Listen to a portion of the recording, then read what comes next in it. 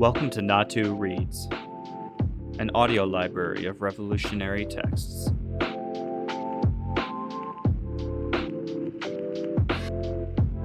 Seven Interpretive Essays on Peruvian Reality by José Carlos Mariátegui. Essay 1. Outline of the Economic Evolution.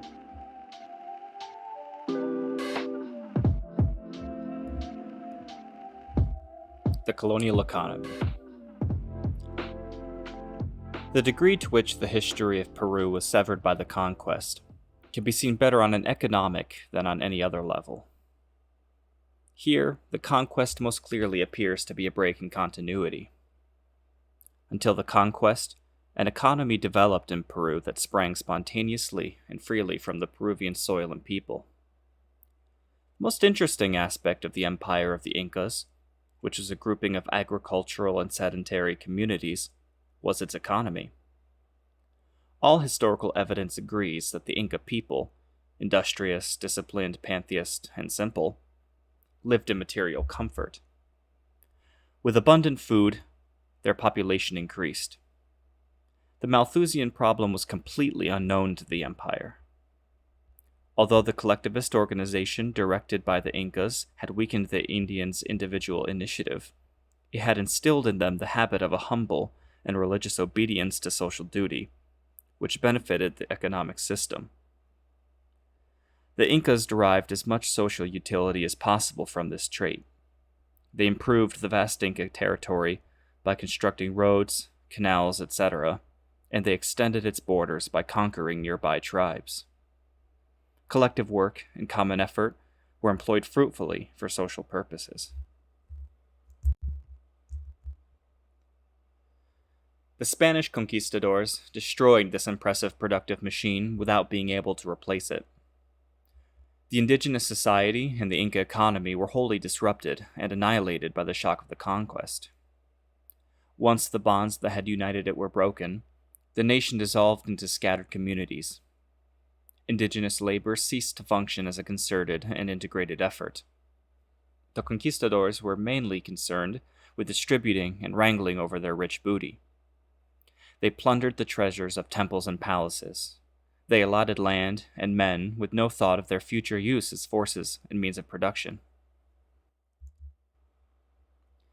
The viceroyalty marks the beginning of the difficult and complex process of forming a new economy. During this period, Spain tried to organize its immense colony politically and economically. The Spaniards began to till the soil and mine the gold and silver. On the ruins and remnants of a socialist economy, they established the basis of a feudal economy. But Spain did not send to Peru, nor, for that matter, to any of its other possessions, throngs of colonizers.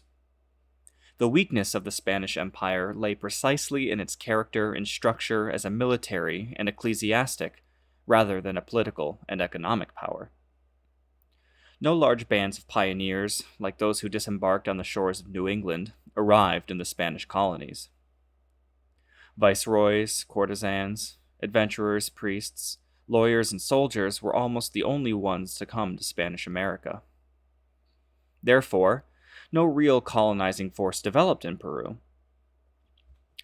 The population of Lima was made up of a small court, a bureaucracy, a few monasteries, officials of the Inquisition, merchants, domestic servants, and slaves. Furthermore, the Spanish pioneer had no talent for creating working groups. Instead of making use of the Indian, he seemed to be intent on exterminating him. And the colonizers could not create a solid and integrated economy by themselves. The very foundation of colonial organization was defective because it lacked demographic cement. There were not enough Spaniards and mestizos to develop the territorial wealth on a large scale, and since Negro slaves were imported to work on the coastal plantations, the elements and characteristics of a slave society were mixed into those of a feudal society. Only the Jesuits, with their systematic positivism, showed in Peru, as in other countries of America, some aptitude for economic creation. The latifundia assigned to them prospered, and traces of their organization still survive.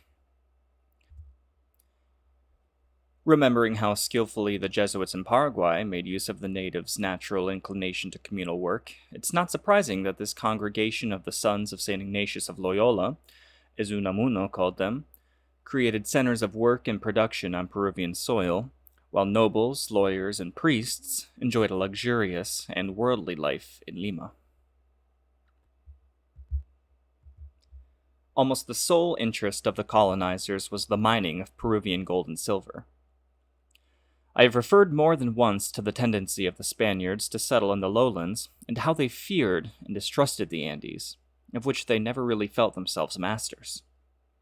Undoubtedly, the Criollo towns that formed in the Sierra were the result of mining activities. The conquest of the Sierra would have been even more incomplete had it not been for the Spaniards' greed for the precious metals buried deep within the Andes.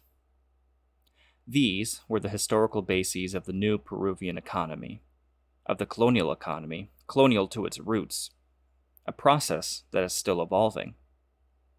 Let us now examine the outlines of a second stage, the stage in which a feudal economy gradually became a bourgeois economy, but without losing its colonial character within the world picture. The economic foundations of the Republic. Like the first, the second stage of this economy derives from a political and military event. The first stage arose from the conquest. The second stage began with independence. But whereas the conquest was entirely responsible for the formation of our colonial economy, independence appears to have been determined and dominated by the latter process. I have already had occasion, since my first Marxist attempt to ground Peruvian history in the study of economic events, to concern myself with the economic aspect of the War of Independence, and my reasoning was as follows. The ideas of the French Revolution and of the North American Constitution were favorably received in South America, where there already existed an emerging bourgeoisie which, because of its economic needs and interests, could and should have been infected by the revolutionary spirit of the European bourgeoisie. Spanish America could not have achieved its independence had it not commanded a heroic generation, sensitive to the emotional tenor of its time, able and willing to carry out a genuine revolution. From this point of view, independence takes on the appearance of a romantic adventure, but this does not contradict my thesis of an economic pattern underlying the revolution of liberation. The directors, caudillos, and ideologists of this revolution did not precede or transcend the economic premises and causes of this event.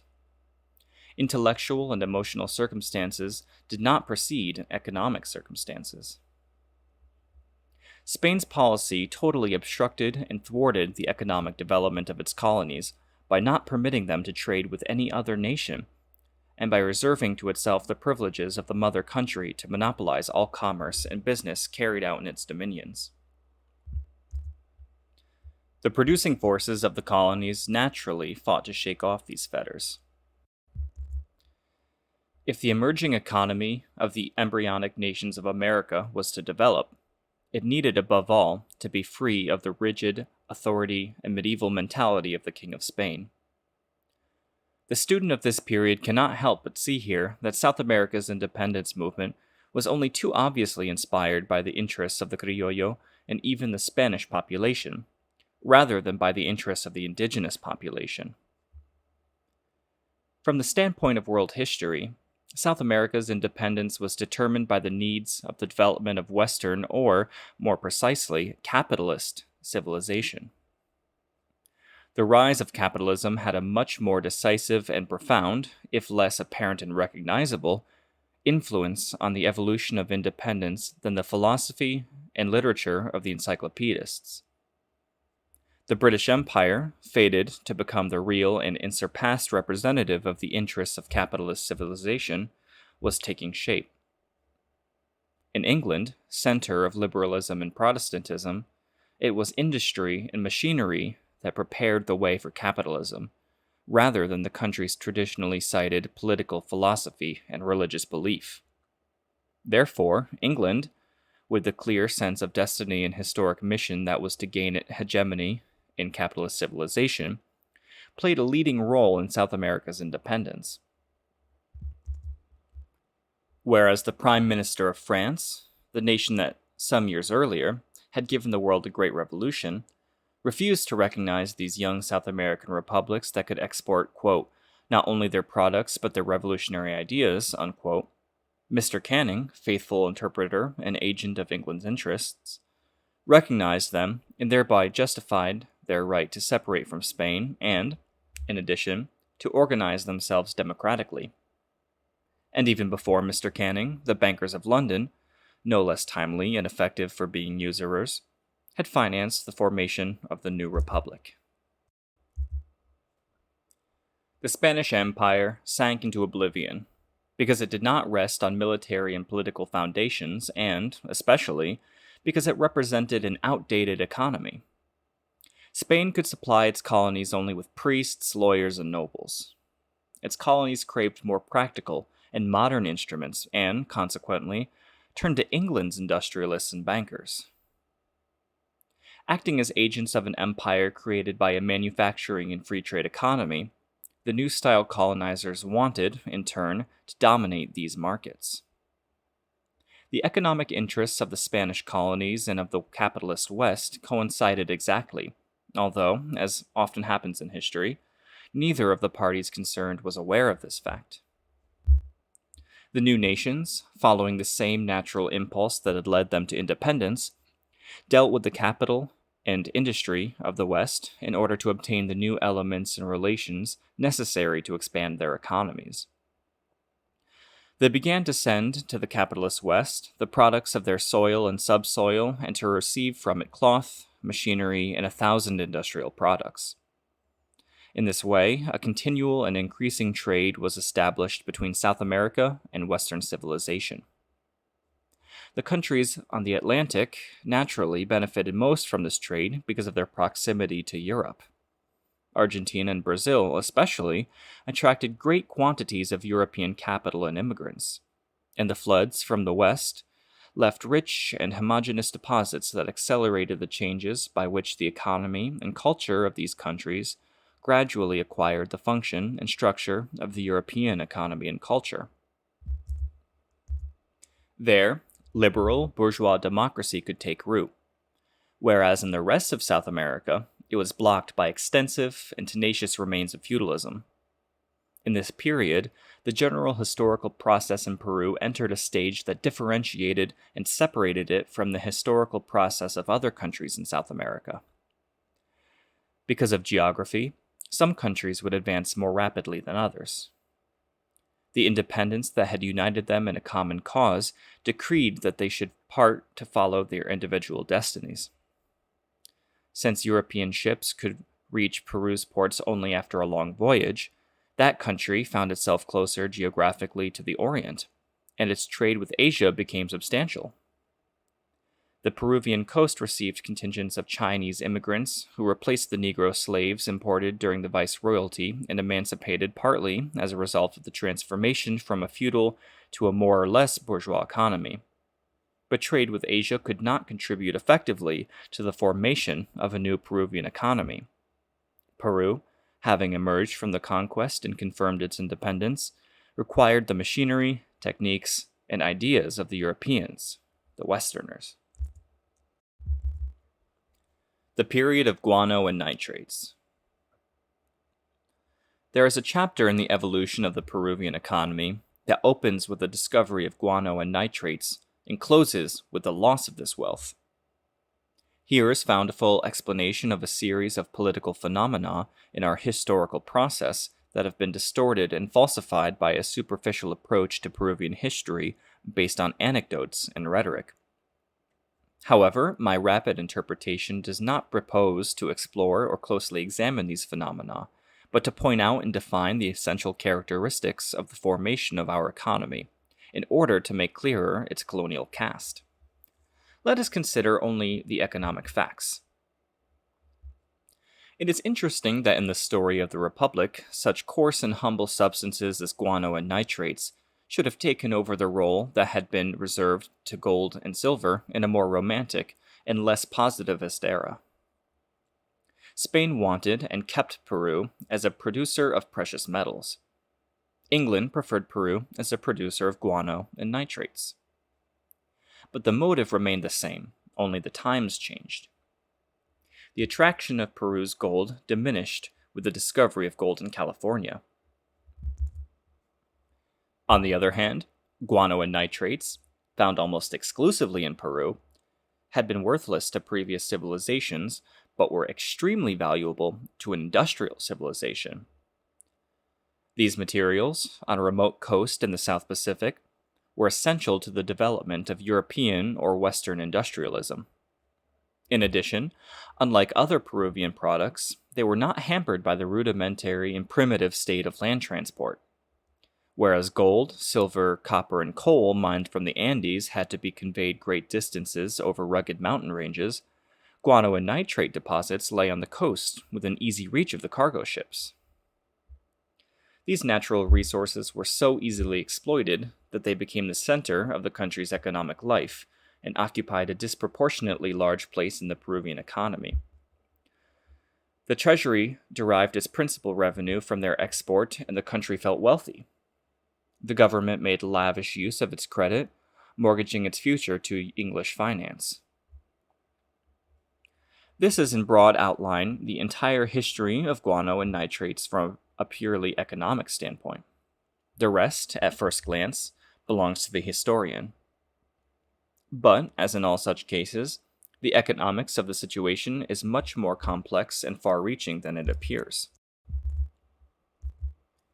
Guano and nitrates, first and foremost, generated a lively trade with the Western world during a period when Peru, in its unfavorable geographic location, had little hope of attracting the colonizing and civilizing currents that were sweeping through other Latin American countries. This trade placed its economy under the control of British capital.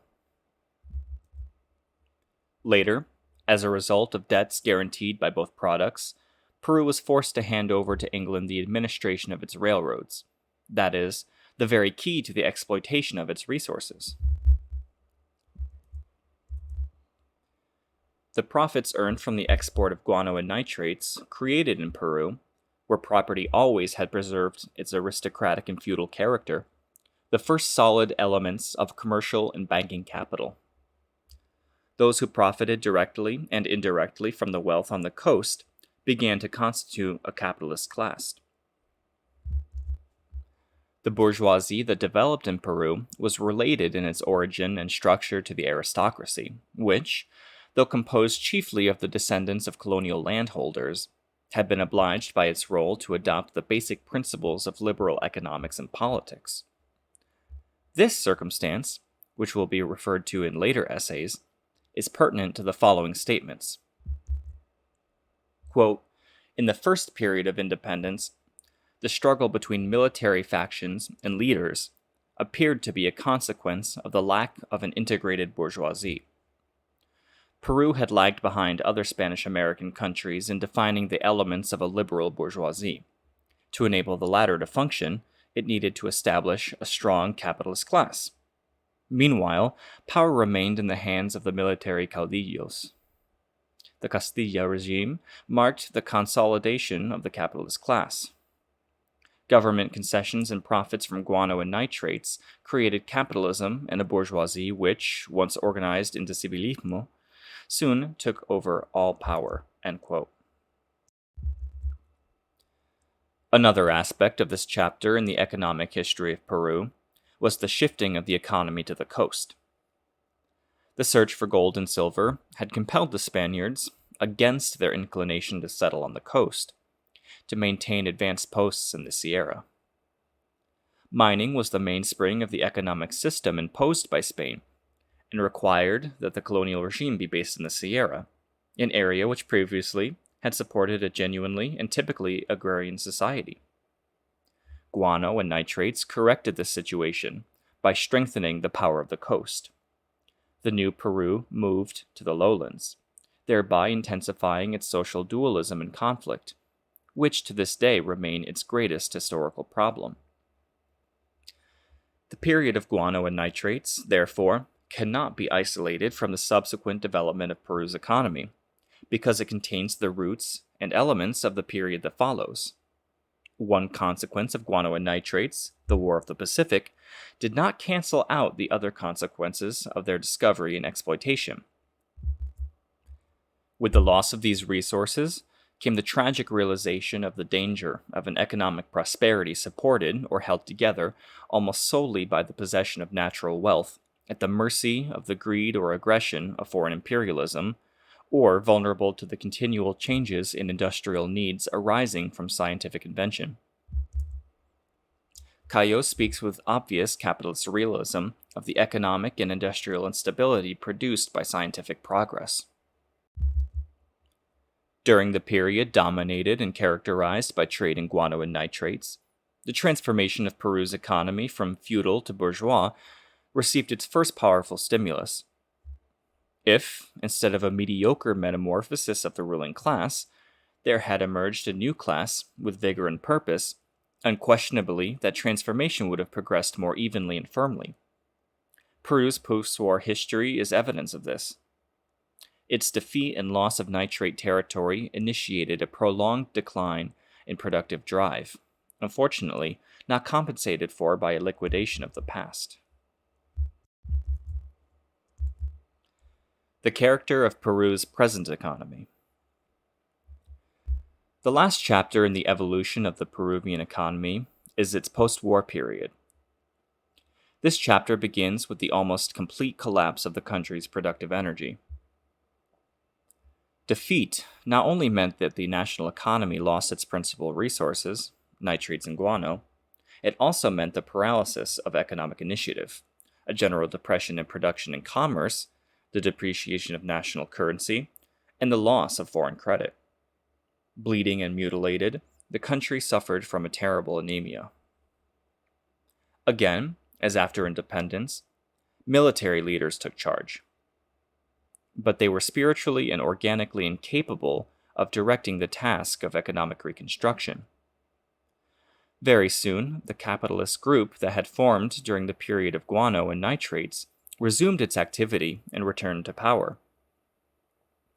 The solution they found for the monetary problem, for example, was typical of the mentality of latifundistas, or large landowners.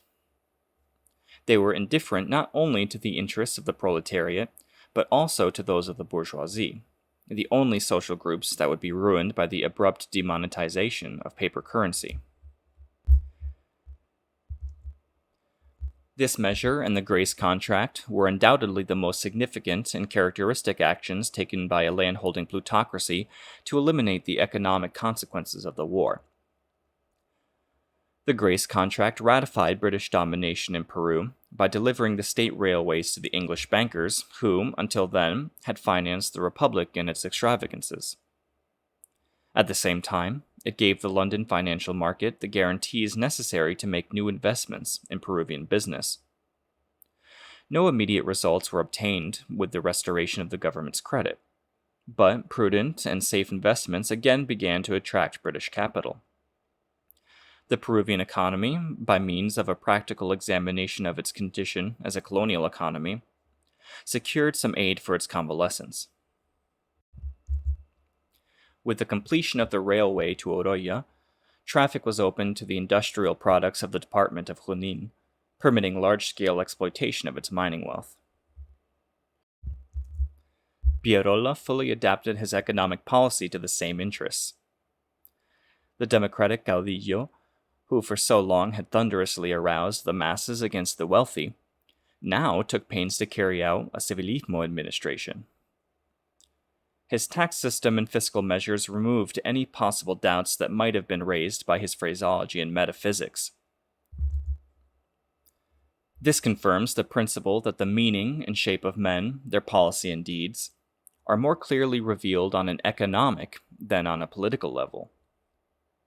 The fundamental aspects of this chapter, in which our economy, recuperating from its post-war crisis, slowly organized itself on less lucrative, but more solid bases than those of guano and nitrates, can be outlined by the following facts. 1. The appearance of modern industry. The establishment of factories, plants, transport, etc., which has transformed life on the coast.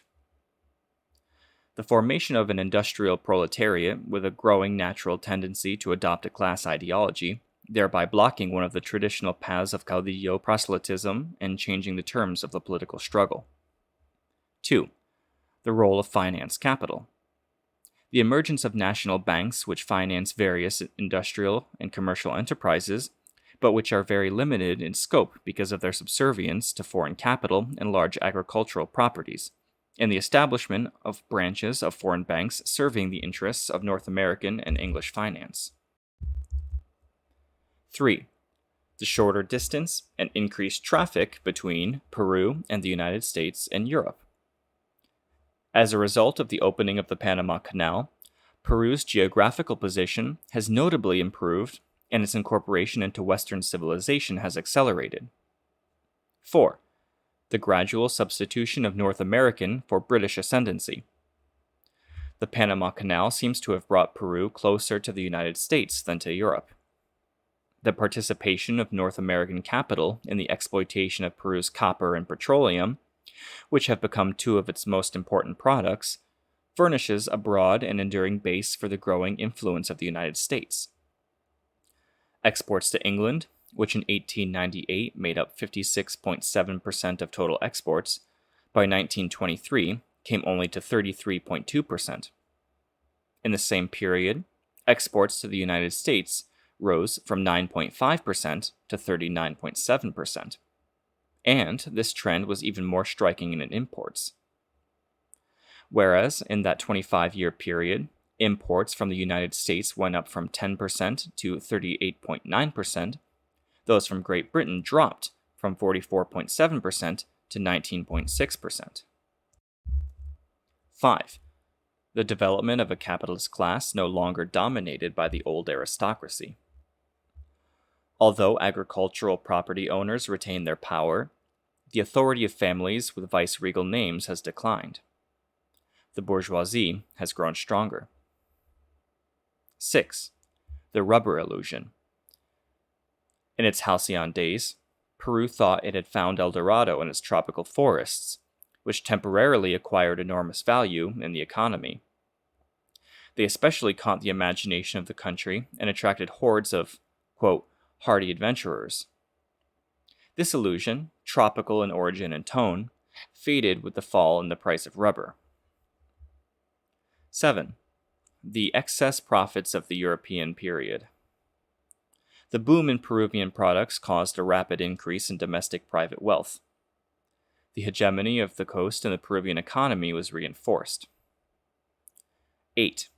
The policy on borrowing. The reestablishment of Peruvian credit abroad has enabled the government once again to use loans to carry out its public works program. North America also has replaced Great Britain as creditor. Overflowing with gold, the New York market offers the best terms. North American bankers study the possibilities of lending capital to Latin American governments. And they are careful, of course, that such investments benefit North American industry and commerce. These would appear to be the principal aspects of the economic evolution of Peru in its post-war period. This series of comments does not permit a thorough study of the foregoing statements or propositions. I have sought only to sketch some of the essential characteristics of the formation and development of the Peruvian economy. I shall make a final observation. The elements of 3 different economies coexist in Peru today. Underneath the feudal economy inherited from the colonial period, vestiges of the indigenous communal economy can still be found in the Sierra. On the coast, a bourgeois economy is growing in feudal soil. It gives every indication of being backward, at least in its mental outlook. The agrarian economy and the feudal latifundium system. Peru, despite its expanded mining industry, remains an agricultural country. The great majority of the population is rural, with the Indian, who is usually and by tradition a farmer, making up 4/5 of the population. Since 1925, as a result of price declines in sugar and cotton and of diminishing yields, mining exports have greatly exceeded agricultural. The rapid rise in exports of petroleum derivatives from LP, libras peruanas, 1,387,778 in 1916 to LP 7,421,128 in 1926 has been a significant factor. But farm production is only partially represented by export products: cotton, sugar, and derivatives, wool and rubber. Agriculture and livestock supply domestic consumption, whereas mining products are almost entirely exported. Imports of food and beverages reached LP 4,148,311 in 1925. The largest item in these imports is wheat, which the country still does not produce in sufficient quantities. There are no complete statistics on domestic production and consumption. Estimating a daily per capita consumption of 50 centavos on agricultural and livestock products, more than LP 84 million was spent by the population of 4,609,999 counted in 1896. If it is assumed that there are now 5 million inhabitants, domestic consumption reaches a total of LP 91,250,000. These figures show the enormous importance of agricultural and livestock production in the country's economy. Mining, on the other hand, employs a small number of workers, 28,592 in 1926, according to the Extracto Estadístico. The manufacturing industry also uses little labor. Sugarcane haciendas alone employed 22,367 men and 1,173 women in their fields in 1926. Cotton haciendas used 40,557 laborers in 1922 to 1923, the last period for which there are published statistics. And rice haciendas used 11,332 laborers in 1924 to 1925. Most agricultural and livestock products consumed in the country come from the valleys and tablelands of the Sierra. On the coastal haciendas, food crops amount to less than the minimum set by a law passed when food became very expensive because landholders were growing almost nothing but sugar and cotton in order to take advantage of the soaring prices of these two products. The landowning class has not been transformed into a capitalist middle class, ally of the national economy. Mining, commerce, and transport are in the hands of foreign capital. The latifundistas have been satisfied to serve as the latter's intermediaries in the production of sugar and cotton. This economic system has kept agriculture to a semi-feudal organization that constitutes the heaviest burden on the country's development. The survival of feudalism on the coast is reflected in the stagnation and poverty of urban life. There are few towns and cities on the coast, and the village as such hardly exists except for the occasional cluster of plots that still adorns the countryside in the midst of a feudalized agrarian structure.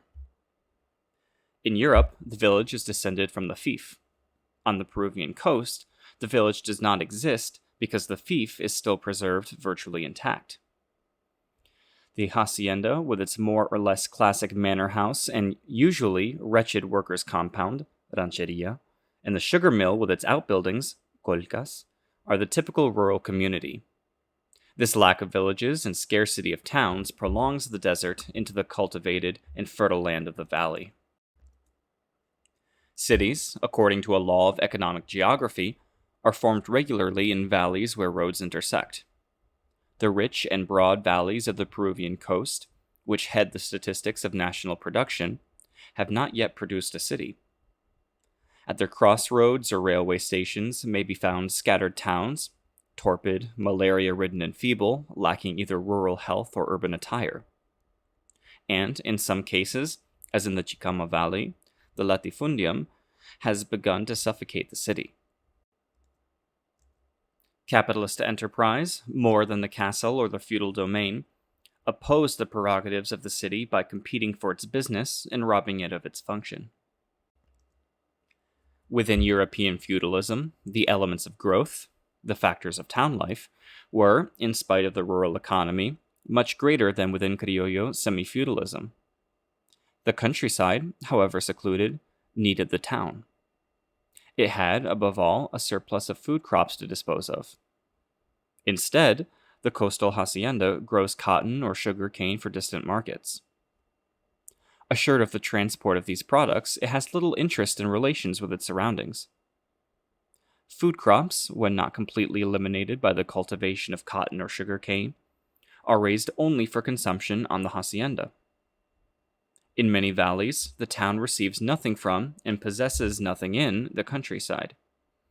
Therefore, it lives in poverty from a few urban trades, from the men it sends to work at the hacienda, and from its wearisome employment as a way station for the many thousands of tons of agricultural products that pass through it annually. The rare stretch of farmland supporting an independent and industrious community is an oasis in a succession of fiefs that, defaced by machinery and rails, have lost the stamp of a noble tradition. In many cases, the hacienda completely closes its doors to outside trade. Only its company stores are allowed to supply its workers. On the one hand, this practice indicates that the peasant is treated as a thing and not as a person. On the other, it prevents the town from fulfilling the role that would maintain it and guarantee its development within the rural economy of the valleys. The hacienda, by taking over the trade and transport as well as land-independent industries, deprives the town of a livelihood and condemns it to a sordid and meager existence. The industries and commerce of cities are subject to supervision, regulations, municipal taxes. Community life and services are sustained by their activity. The latifundium, however, escapes these rules and levies. It can compete unfairly with urban industry and commerce and is in a position to ruin them. The favorite legal argument for large estates is that they are essential to the creation of great production centers.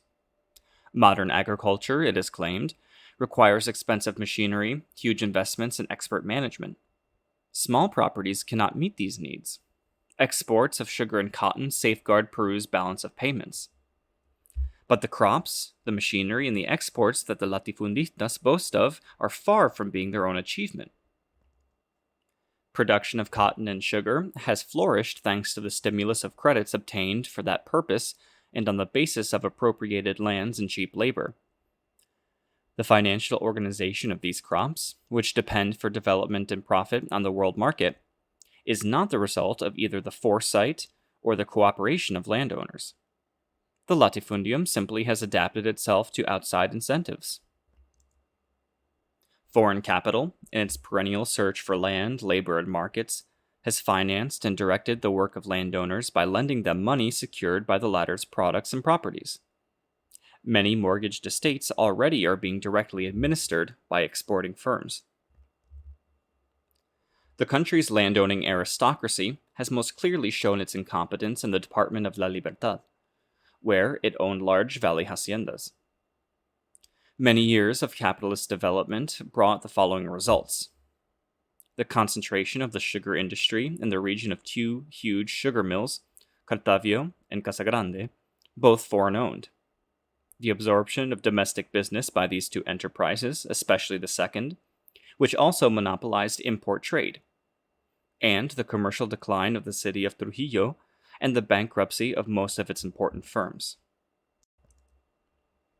The old landowners of La Libertad, with their provincialism and feudal customs, have not been able to resist the expansion of foreign capital enterprise, with its scientific methods, discipline, and determination.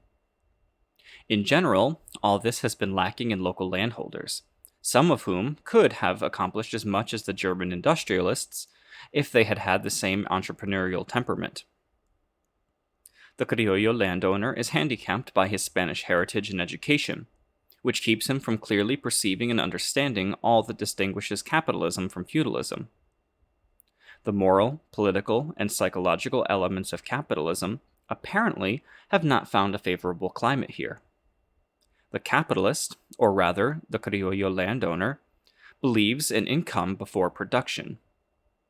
The love of adventure, the drive to create, and the organizing ability that characterize the authentic capitalist are almost unknown in Peru. Capitalist concentration has been preceded by a stage of free competition. Great modern property does not arise, therefore, from great feudal property, as the criollo landowner probably imagines. All to the contrary, it could only emerge after the great feudal property had been broken up and dissolved. Capitalism is an urban phenomenon. It has the spirit of the industrial, manufacturing, mercantile town. Therefore, one of its first acts was the liberation of land and the destruction of the fief. The development of the city had to be sustained by the free activity of the peasant. In Peru, the meaning of Republican emancipation has been violated by entrusting the creation of a capitalist economy to the spirit of the fief, the antithesis and negation of the spirit of the town.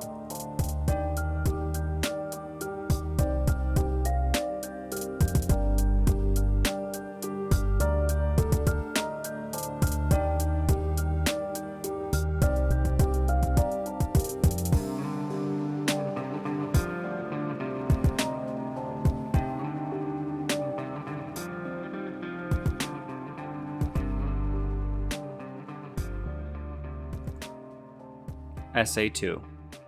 The Problem of the Indian. A new approach. Any treatment of the problem of the Indian, written or verbal, that fails to recognize it as a socio-economic problem is but a sterile theoretical exercise destined to be completely discredited. Good faith is no justification. Almost all such treatments have served merely to mask or distort the reality of the problem. The socialist critic exposes and defines the problem because he looks for its causes in the country's economy and not in its administrative, legal, or ecclesiastic machinery, its racial dualism or pluralism, or its cultural or moral conditions. The problem of the Indian is rooted in the land tenure system of our economy. Any attempt to solve it with administrative or police measures, through education, or by a road building program is superficial and secondary as long as the feudalism of the gamonales continues to exist. Footnote 1. In my prologue to Tempestad en los Andes by Valcárcel, an impassioned and militant champion of the Indian, I have explained my point of view as follows.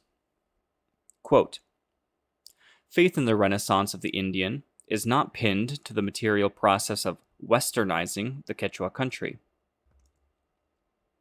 The soul of the Indian is not raised by the white man's civilization or alphabet, but by the myth, the idea of the socialist revolution. The hope of the Indian is absolutely revolutionary.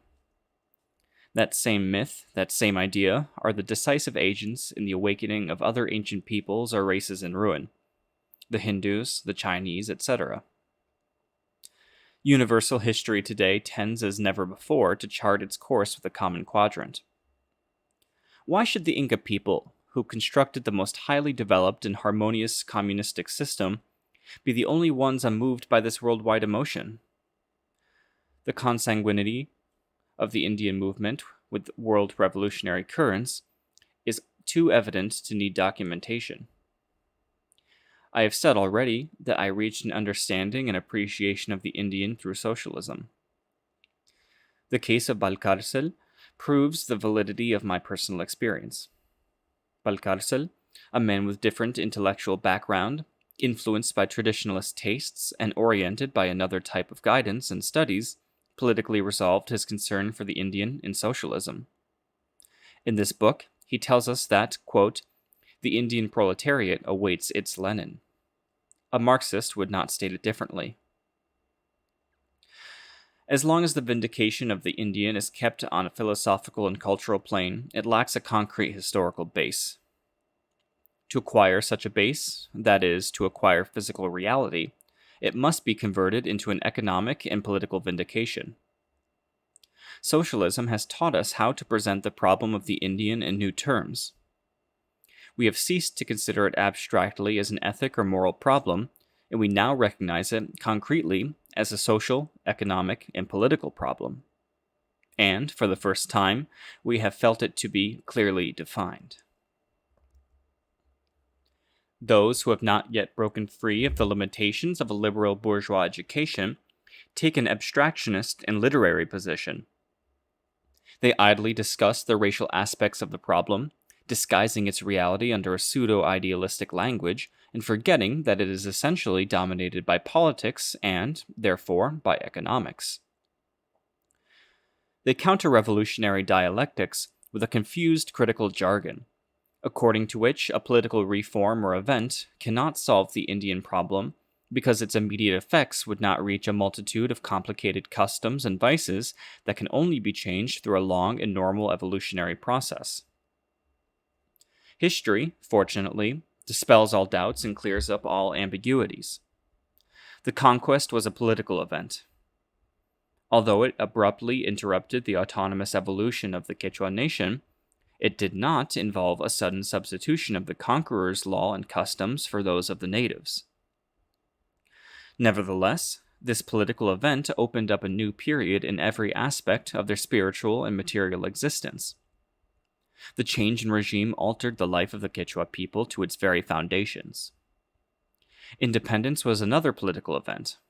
It, too, did not bring about a radical transformation in the economic and social structure of Peru, but it initiated, notwithstanding, another period of our history. Although it did not noticeably improve the condition of the Indian, having hardly touched the colonial economic infrastructure, it did change his legal situation and clear the way for his political and social emancipation. If the Republic did not continue along this road, the fault lies entirely with the class that profited from independence, which was potentially very rich in values and creative principles. The problem of the Indian must no longer be obscured and confused by the perpetual arguments of the throng of lawyers and writers who are consciously or unconsciously in league with the latifundistas. The moral and material misery of the Indian is too clearly the result of the economic and social system that has oppressed him for centuries. This system, which succeeded colonial feudalism, is gamonalismo. While it rules supreme, there can be no question of redeeming the Indian. The term gamonalismo designates more than just a social and economic category, that of the latifundistas, or large landowners. It signifies a whole phenomenon.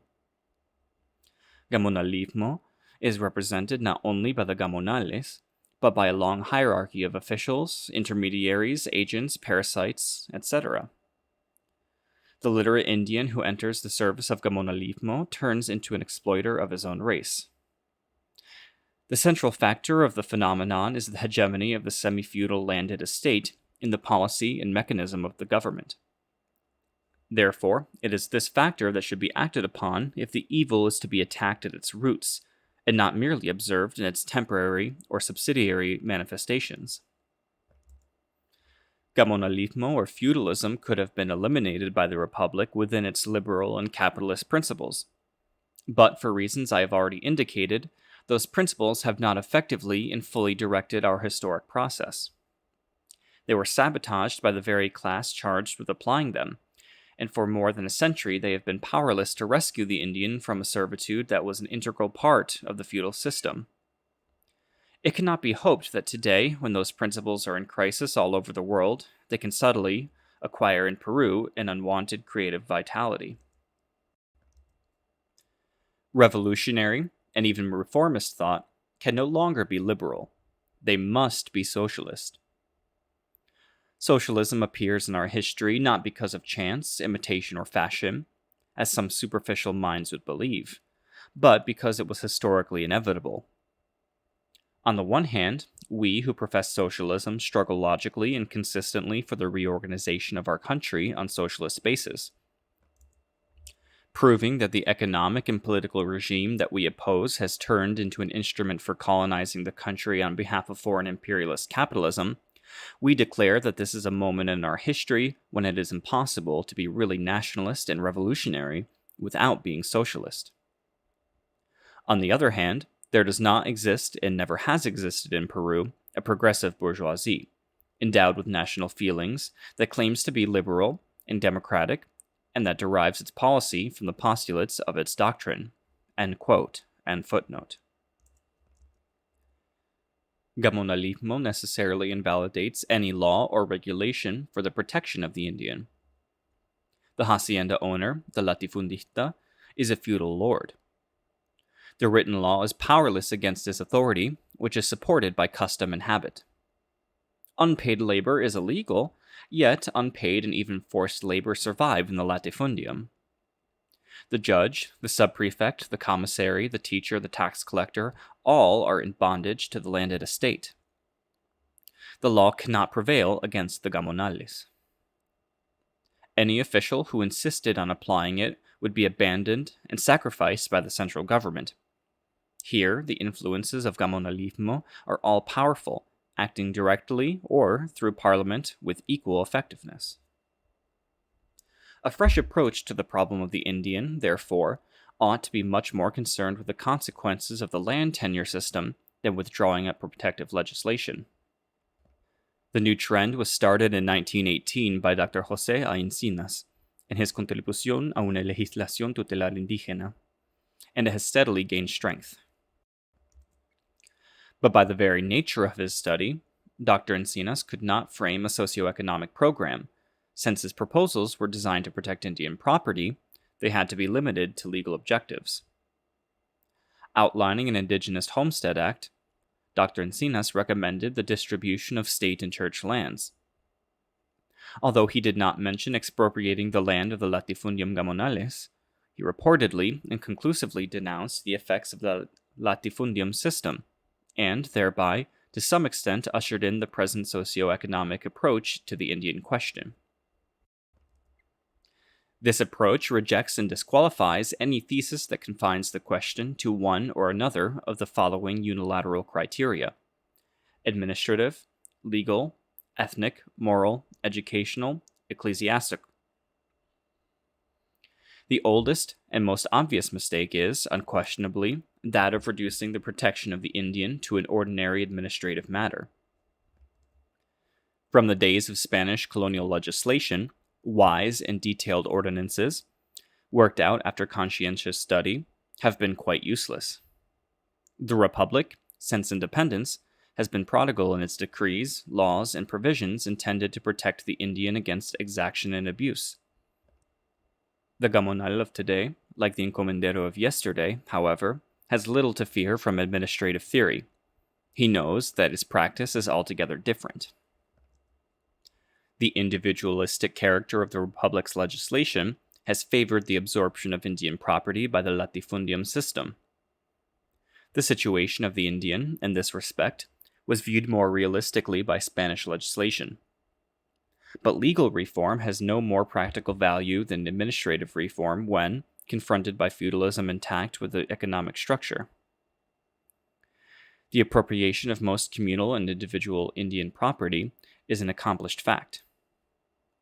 The experience of all countries that have evolved from their feudal stage shows us, on the other hand, that liberal rights have not been able to operate without the dissolution of feudalism. The assumption that the Indian problem is ethnic is sustained by the most outmoded repertory of imperialist ideas. The concept of inferior races was useful to the white man's West for purposes of expansion and conquest. To expect that the Indian will be emancipated through a steady crossing of the aboriginal race with the white immigrants is an anti-sociological naivete that could only occur to the primitive mentality of an importer of merino sheep.